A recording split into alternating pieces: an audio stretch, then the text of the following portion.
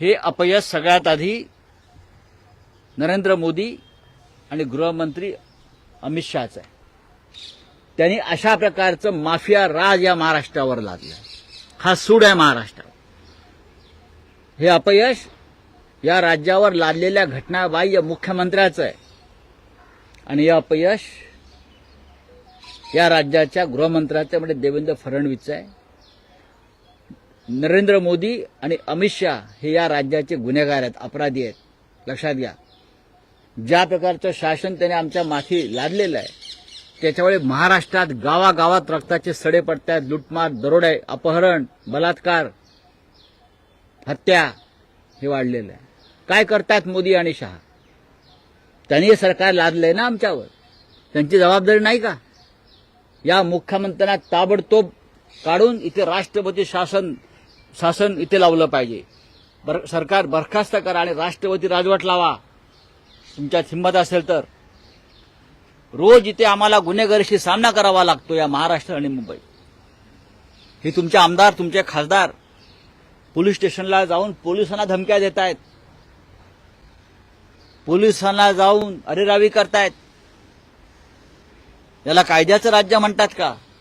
याचं कारण असं आहे, हे गुंड आणि बदमाश वर्षा बंगल्यावर, मंत्रालयात, मुख्यमंत्र्यांच्या निवासस्थानी, ठाण्यात, सर्वत्र गुंडांबरोबर मुख्यमंत्री आणि त्यांचे सहकारी, त्यांचे बाळराजे हे रोज चाय पे चर्चा करतायत आणि त्यांना आपल्या पक्षामध्ये, त्यांच्या गटामध्ये, त्यांच्या गँगमध्ये सामील करून घेतलं जात आहे फक्त आमच्याशी लढण्यासाठी. सर, मुंबईत पुण्यात जो गोळीबार झाला तरी आजच्या उपमुख्यमंत्री म्हणजे गृहमंत्र्यांचा डे प्लॅन जो आहे तो दिल्लीचाच आहे. आजही ते दिल्लीवारीतच असणार. नाही, मी ते म्हणतोय ना, त्यांना पडलेलंच नाही काही महाराष्ट्राशी. मुख्यमंत्र्यांचा कोणतरी म्हटलं आज वाढदिवस आहे का? आज वाढदिवस आहे म्हणजे आज तिथं अजून 100 गुंड येतील.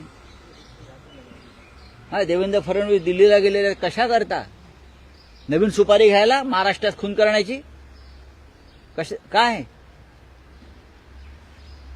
एकदा तरी एका शब्दाने तरी ते बोलल्याच काय या राज्याच्या कायदा सुव्यवस्थेवर कठोर कारवाई करू? कोणावर? शिवसैनिकांवर फक्त, आमच्या गुंडांवर नाही. गुंड तुमचे कोण लागतात?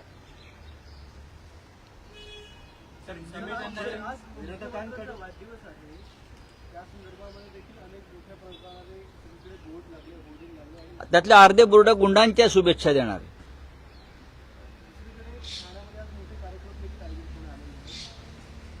मुंबईमध्ये एका लोकप्रतिनिधीची हत्या होते.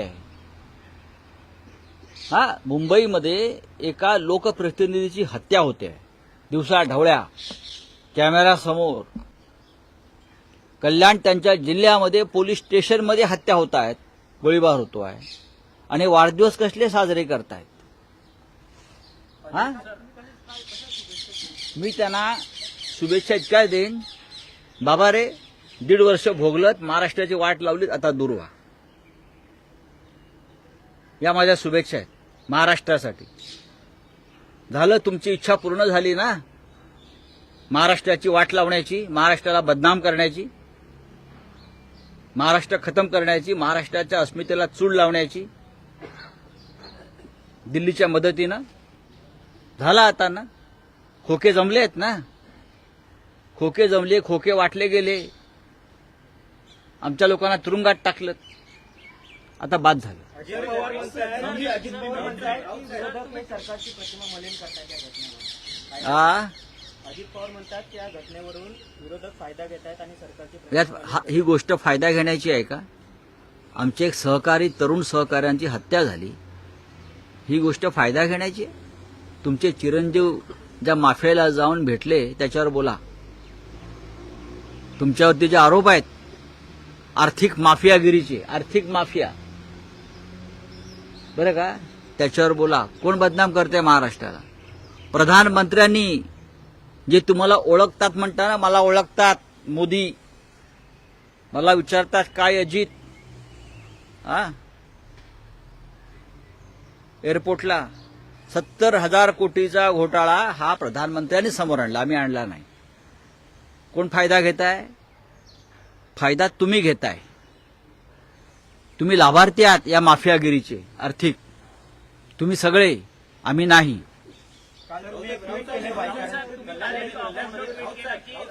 बंगल्यावरती जो मॉरिस आहे मारेकरी तो गेलेला आणि मुख्यमंत्री एकनाथ शिंदेना भेटला. त्याला त्याच्या पक्षात यायचं निमंत्रण दिलं होतं त्यावेळेला.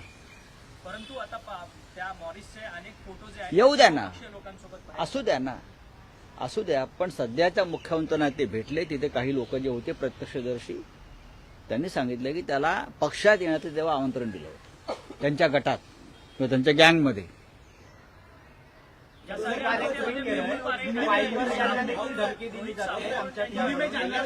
हाँ, हिंदी में बोलिए. कल की जो घटना हुई है उस किस तरह से देखते हैं, क्या कहना चाहेंगे? एक मिनट क्या ना, एक ही बोलिए क्या है. कल की जिस तरह से घटना हुई है, कल हमारे पार्षद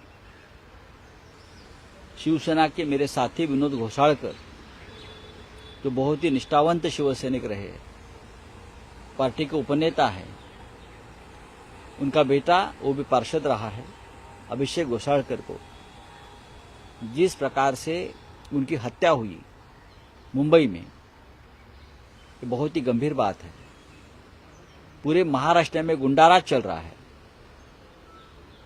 माफिया राज चल रहा है और शिंदे सरकार के आशीर्वाद से माफिया राज चल रहा है.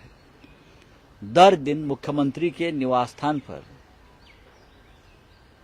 10 या 15 ये माफिया गैंग्स के लोग आते हैं, बैठते हैं और चाय पे चर्चा करते हैं. गुंडों के साथ चाय पे चर्चा चल रही है सरकार की. देवेंद्र फडणवीस गृहमंत्री है, कहाँ है? अदृश्य है, हाँ, लापता है. चाय पे चर्चा विदर्भ में कर रहे, यहाँ खून हत्या हो रही है, हमारा आदमी मारा गया. हम चुप नहीं बैठेंगे. मैं आपको बताता, हम चुप नहीं बैठेंगे. जो करना हो कर लो, हम चुप नहीं बैठेंगे. हाँ, अब कहाँ है आपकी ईडी, सीबीआई? इतना सब कुछ हो रहा है मुंबई में, महाराष्ट्र में. हाँ, जिस तरह से गुंडाराज चलाया जा रहा है उसके लिए नरेंद्र मोदी और अमित शाह जिम्मेदार है. देश के प्रधानमंत्री ने, गृह मंत्री ने ये गैर कानूनी सरकार महाराष्ट्र पर माथे पर जो बिठाया है ना, ये उनकी जिम्मेदारी है. उनकी वजह से महाराष्ट्र में गुंडाराज चल रहा है और इस गुंडाराज को दिल्ली सरकार का आशीर्वाद है. गृहमंत्री जी दिल्ली जा रहे हैं, इसके बारे में हाँ, कोई नई सुपारी होगी और कोई हत्या बित्ता करना है शिवसेना के हमारे लोगों की, कुछ हो सकता है. ये कौन सी लॉ एंड ऑर्डर की बात करते हैं? हाँ, बस चुनाव, राज्यसभा चुनाव, ये चुनाव, वो चुनाव. हाँ, चुनाव में ही चुनाव लगाते ये लोग घूम रहे हैं ना. महाराष्ट्र की पूरी तरह से वाट लगाई ये लोगों ने. चलिए, थैंक यू.